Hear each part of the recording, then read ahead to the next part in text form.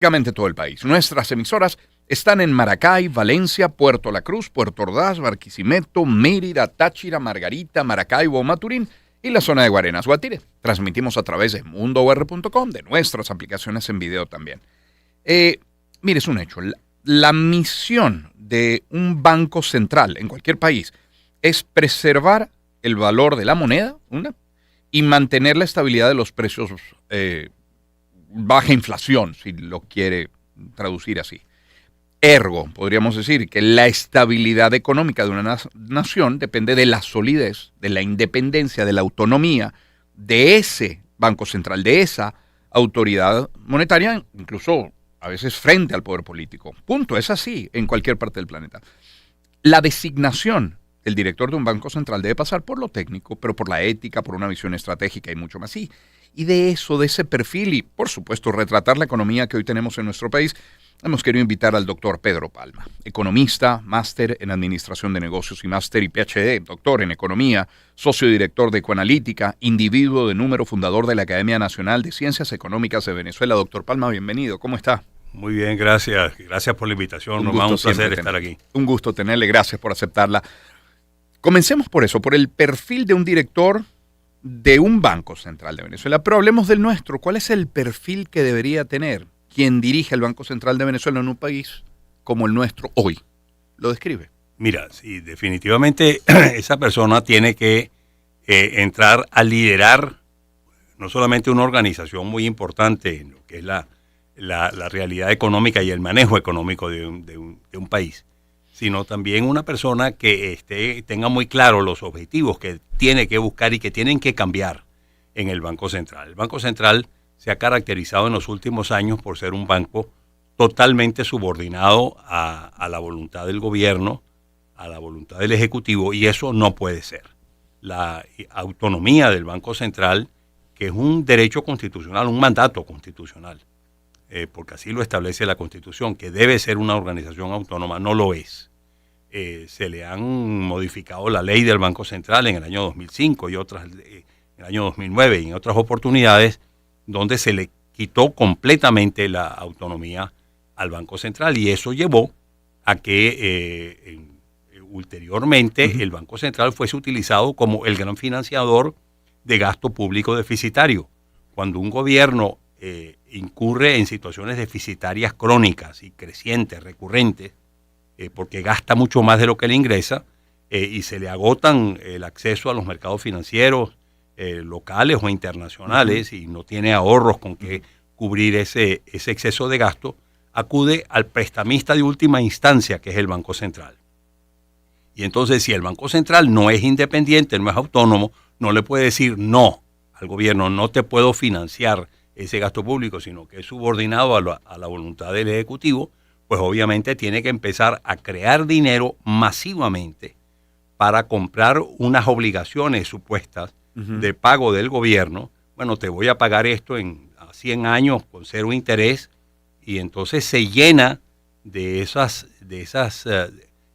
deudas del gobierno, que pasan a ser unas acreencias para el Banco Central, pero inyecta dinero masivo a la economía, lo que llaman dinero primario, dinero de alto poder, que a su vez entonces expande la oferta monetaria, la cantidad de dinero en poder del público, y eso genera unas presiones inflacionarias desbocadas. Y esa fue una de las razones, no la única, pero una de las razones centrales y la más importante para explicar por qué se materializó en Venezuela una hiperinflación que llegó, de acuerdo a los estimados oficiales del Banco Central, a 136.000% en el año 2008.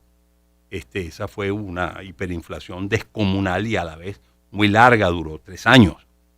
Imagínese y eso arruinó a Venezuela, arruinó a la economía. Eso fue una situación absolutamente desastrosa. Eso hay que cambiarlo. El Banco Central tiene que ser un organismo autónomo, plenamente autónomo, que no solamente esté en la potestad de decirle no te puedo financiar gasto público deficitario al gobierno, y a la vez que tenga el poder de entrar en contacto con las autoridades del Ejecutivo para que haya un equipo económico, ¿no?, que busque como uno de los objetivos centrales de la política económica el alcance de metas inflacionarias que se establezca por el Banco Central. Mira, este año no podemos pasar de una meta inflacionaria de X%. Bueno, las metas inflacionarias, no solamente en Estados Unidos, sino también en muchos países latinoamericanos, son 2% por año. Y cuando pasan a 2,5, caramba, no logramos la meta al año. Sí, ¿no? sí. Aquí tenemos inflaciones mensuales de 13 y 15%. Inflaciones anuales en este momento, la inflación entre marzo del año pasado y marzo de este año está en 650%, la oficial, la reportada por el Banco Central. Esas son inflaciones descomunalmente altas todavía, no son tanto como la hiperinflación, pero siguen siendo inflaciones excesivamente altas que hay que bajarlas en una forma importante porque ello atenta contra la capacidad de compra de los ingresos de los venezolanos, empobrece a la gente, hace que la gente no tenga con qué realmente comprar los bienes y servicios que le van a satisfacer sus necesidades más básicas. Entonces, bajar esa inflación es absolutamente indispensable.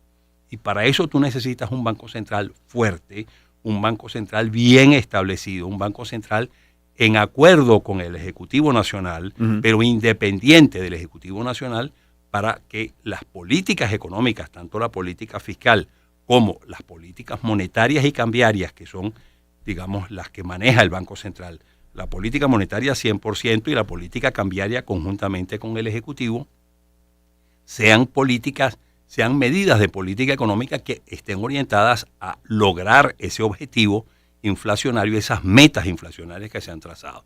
Y eso es lo que tiene que ser. Por lo tanto, el presidente del Banco Central tiene que ser un líder, tiene que ser una persona que con muchos contactos, muy respetada, que sepa imponer, digamos, la posición o la condición del Banco Central, que el Banco Central no puede ser un organismo sumiso al interés del Ejecutivo y que a la vez tenga la capacidad de moverse en el ambiente financiero internacional, en el Fondo Monetario Internacional, en la banca internacional, en los organismos multilaterales y bilaterales del mundo, con facilidad porque sea una persona, digamos, reconocida, porque sea una persona pues, de primer nivel. A ver, hay mecanismos legales. Constitucionalmente, ese funcionario y la operación del Banco Central estaría protegida.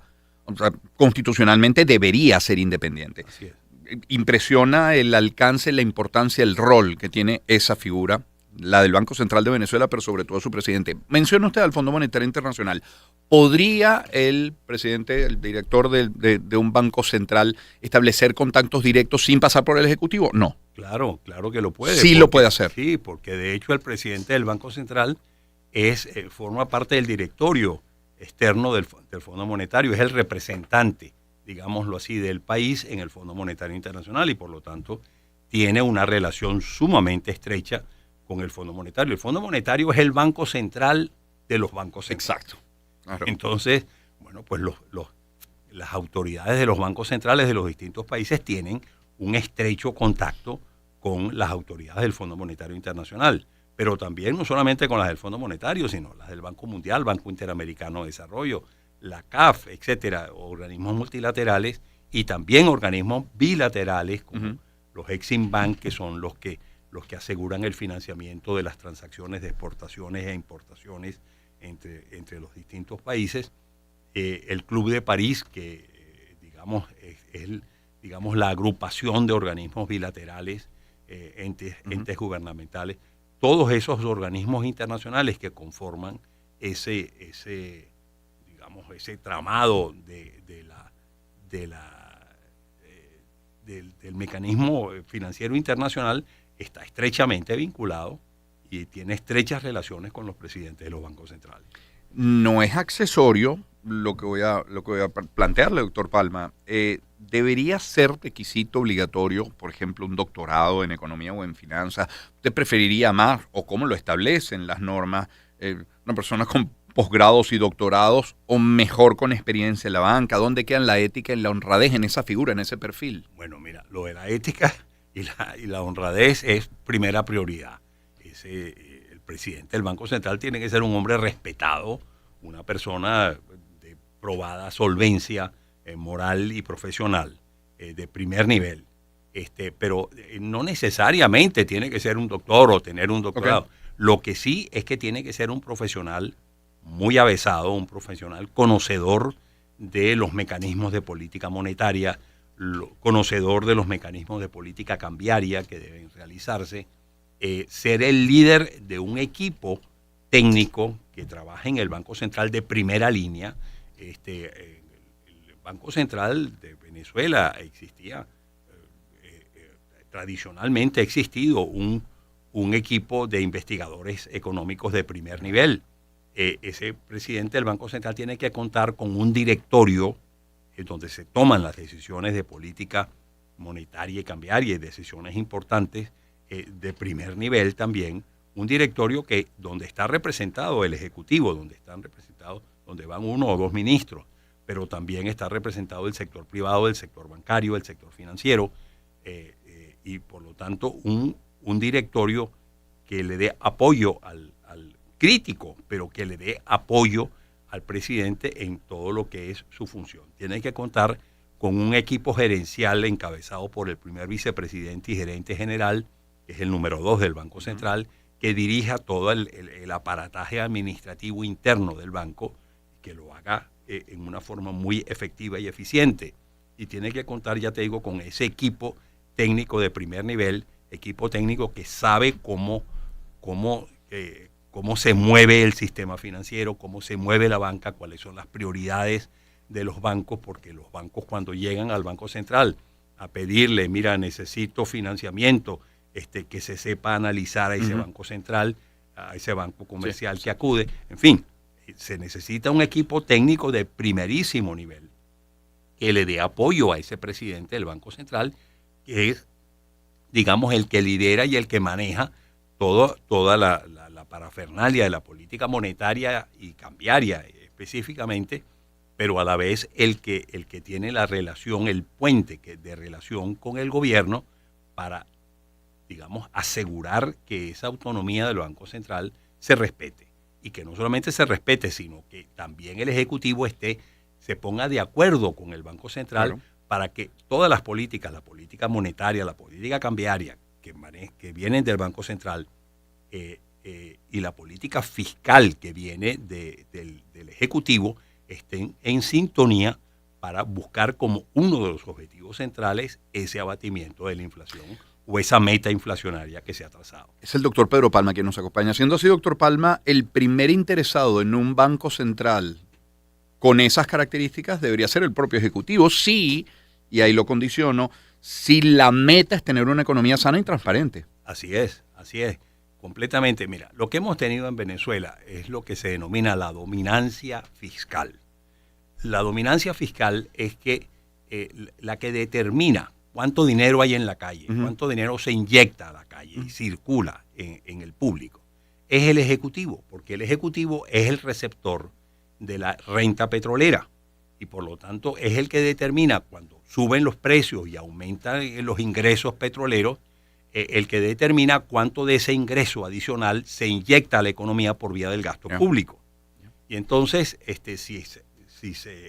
los precios están muy altos, tradicionalmente lo que se hacen son lo que llamamos los economistas políticas procíclicas, políticas fiscales procíclicas, que son que, bueno, está entrando mucho dinero, vamos a inyectar mucho dinero, vamos a gastar mucho e inyectamos ese dinero que viene de afuera de la exportación de petróleo a la economía, eso expande la economía y crea una bonanza. Entonces, todo el mundo está encantado con la bonanza. Está hablando CAP 1. Exactamente, cuando los precios se desploman, entonces los gobiernos intentan no reducir el gasto de la misma magnitud, entonces empiezan a incurrir en situaciones deficitarias y obligan al Banco Central, mira, financiame gasto público deficitario, y ahí empiezan los problemas, digamos, inflacionarios. Y ahí es donde el presidente del Banco Central debe decir, no, yo no puedo financiar gasto público deficitario para evitar la materialización de esa presión inflacionaria, presión por empuje de demanda, digámoslo así, que se produce esencialmente debido al exceso de dinero dentro de la economía. Entonces, debe eliminarse esa dominancia fiscal, de que es el gobierno el que determina cuánto gasta o cuánto no gasta. el que determina cuánto dinero hay en la economía, sino que eso sea una cuestión coordinada con el Banco Central para lograr las metas inflacionarias que se han trazado conjuntamente tanto el Banco Central como el gobierno. Mira, este año nosotros vamos a buscar una inflación de no más de 2,5%. Bueno, tenemos que hacer que tanto la política monetaria y cambiaria, que viene del Banco Central, como la política fiscal, claro, que viene del Ejecutivo, estén coordinadas para lograr esa meta. ¿Cómo ve nuestra economía, doctor Palma? Seguro conversamos hacia finales del año pasado y las perspectivas serían tremendamente distintas a lo que ha sido este inicio del año 2025. Siento que los economistas, los expertos financieros siguen siendo muy optimistas, pero como que van ajustando los tiempos. Dice, bueno, pensamos que esto podía resultar en mejoras más. ¿Cómo está viendo la economía de nuestro país? Con todo lo ocurrido este año, con la nueva relación con los Estados Unidos, con decisiones como las del Banco Central. Mira, definitivamente hay grandes esperanzas, ¿sí? En la economía, porque, digamos, los acontecimientos políticos del 3 de enero y lo ulterior ha creado una gran expectativa muy favorable entre los inversionistas internacionales.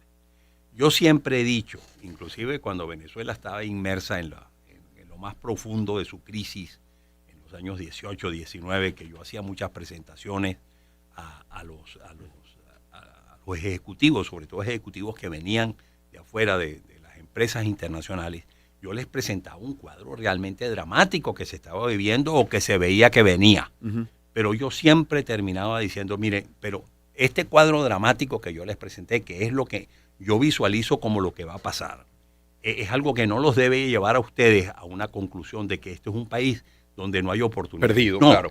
Este país, cuando haya que reconstruirlo, va a ser el país de las grandes oportunidades, porque aquí va a haber que rehacer el país y por lo tanto las oportunidades que van a haber con toda esa enorme riqueza básica que tenemos, de recursos básicos que tenemos, va a ser extraordinaria. Y eso es precisamente lo que estamos viviendo en este momento. Esa expectativa de que ahora Venezuela está iniciando un proceso de reconstrucción de sus instituciones, de reconstrucción de su esquema político y económico, la necesidad de grandes inversiones para desarrollar nuevamente ese enorme potencial económico que tenemos. Eso está allí y por lo tanto eso está creando una expectativa tremenda, muy positiva. Inversionistas que están muy deseosos de enterarse cuál es el futuro de Venezuela, cómo va a evolucionar la cosa. Yo quiero invertir ahí, yo quiero estar ahí en ese proceso de recuperación y eso es algo tremendamente positivo. Pero para que eso se dé, para que eso se materialice. Yo sabía que había un pero. No, para que eso se materialice tiene que haber, mira, una situación, un esquema, un Estado de Derecho, unas instituciones que funcionen, unas nuevas instituciones que realmente funcionen y que, entre otras cosas, defiendan los derechos de esos inversionistas que vienen y que si hay un conflicto, un enfrentamiento, criterios divergentes con el gobierno, por ejemplo, que eso se pueda dirimir en arbitrajes internacionales y que el gobierno respete esos arbitrajes internacionales, de que las leyes, las reglas de juego estén muy claras en Venezuela, de que los contratos bajo los cuales ellos invierten se respeten a futuro. Todas esas son cosas que tienen que darse en Venezuela. Que además son sensatas, ¿no? Lógicas. Porque es inversionista, tiene los recursos, tiene el dinero, tiene la intención, pero si este mercado no me ofrece las condiciones, me volteo y lo tengo en el de al lado. Claro, obviamente que sí, sobre todo esos inversionistas que han sido severamente castigados en el pasado reciente, que fueron prácticamente expulsados, echados de aquí, no les pagaron, hicieron inversiones milmillonarias en los años 90 para montar los mejoradores petroleros de la faja petrolera del Orinoco, del petróleo extra pesado que sacaban de allí, y les dijeron váyanse, no les pagamos nada. Bueno, y tuvieron que ir al arbitraje internacional, y arbitrajes que no, ellos ganaron, pero que no se los ha pagado el gobierno. Bueno, mira, ese trato tan negativo está en la mente de ellos y dicen, miren, nosotros estamos interesados en ir a Venezuela, pero bajo otras condiciones muy distintas y bajo unas condiciones que aseguren nuestros derechos y que aseguren, digamos, de que las cosas van a funcionar como deben funcionar. ¿Y estamos dando los pasos en esa dirección, doctor Palma? Mira, se están dando algunos pasos en esa dirección. Yo quisiera que se hubieran dado mucho más pasos. Yo quisiera que los pasos que se han dado a lo mejor tomaran otra dirección, o no necesariamente otra dirección, pero que fuesen mucho más orientados hacia la creación de ese ambiente más favorable. Sí. Yo creo que en 100 días que han pasado, ayer se cumplieron 100 días después del 3 de enero, en esos 100 días debimos haber avanzado más rápido y eso es algo que hay que decirlo para estimular. Mire, tenemos que movernos, tenemos que avanzar más rápidamente, podemos haber avanzado más rápidamente. Yo creo que el título del tema que sigue es el cierre perfecto de esta conversación. Ni sueñes que esto se ha acabado. Sixpence None the Richer. Gracias, doctor Palma. Bueno, un placer. Gracias. Hasta la próxima. Agradecido con usted. Encuentro de generaciones. Éxitos. Caracas, Valencia, Maracay, Puerto La Cruz, Puerto Ordaz, Barquisimeto, El Vigía, Mérida, Táchira, Margarita, Maracaibo, Maturín, Guarenas, Guatire. Éxitos. Sonidos en primera fila.